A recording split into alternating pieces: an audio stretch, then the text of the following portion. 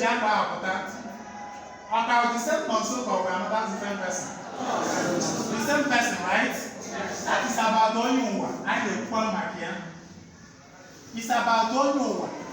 Come on, it's about actress going to things will be my past life. Of which no more than the same person. It's just like a man each of me. About Onyuwa. Mana, if you bad, money and money way, or just let past life to trace certain traits. Nimo Yuwa. Here they can. They go to this wedding to no one galaga.